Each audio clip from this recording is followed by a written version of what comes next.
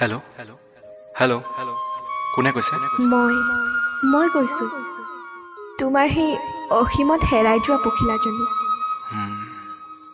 চিনি পালোঁ। কোৱা, কেনে আছা? কুশলে আছা নিশ্চয়? ভালেই। তোমাৰ বহুত ভাল চাগে ন? নতুন খবৰ শুনিবলৈ পাইছোঁ। গুৱাহাটীত আহিছিলা ন? কাৰোবাৰ লগত? কাৰোবাৰ সৈতে তোমাৰ ফটো এখন দেখিলোঁ। হ'ব হ'ব, আৰু নক'বা। যি কি নহওক, মই ভালে আছোঁ দিয়া। তোমাৰ খবৰ কোৱাচোন। তোমাৰ বিয়া পাইছেহি নেকি? তাকে খবৰ দিবলৈ ফোন কৰিলোঁ। কিন্তু তাৰ আগতে তোমাক কথা এটা কওঁ। তুমি মোক আজি শেষবাৰৰ কাৰণে এটা আবৃত্তি শুনোৱা না। নাই নাই, এতিয়া মোৰ আৰু কবিতা গোৱাৰ ইচ্ছা নাই।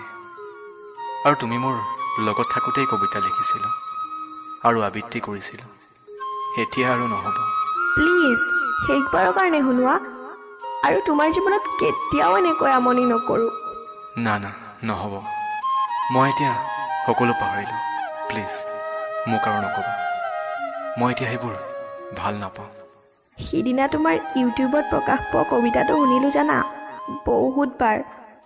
ৰূপান্তৰ মাথো তোমাৰ বাবে। প্লিজ, সেইটো একেলগে এবাৰ আবৃত্তি কৰোঁ আহা না। মই আবৃত্তি কৰিছোঁ, একেলগে আহা না।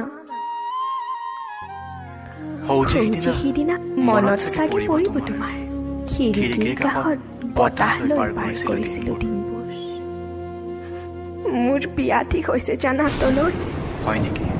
পিছে দৰাজন ক'ৰ? মোৰ একেখন জিলাৰে, মা দেউতাৰ পচন্দৰ অসম আৰক্ষীত কৰে। ভালেই হ'ল দিয়া। সুখী জীৱনৰ সফল কামনা কৰিলোঁ।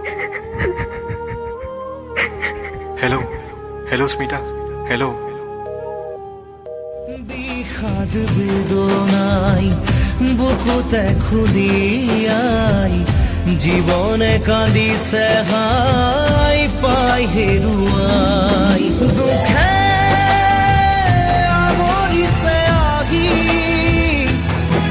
আশাৰ সমাধি বিচাৰি।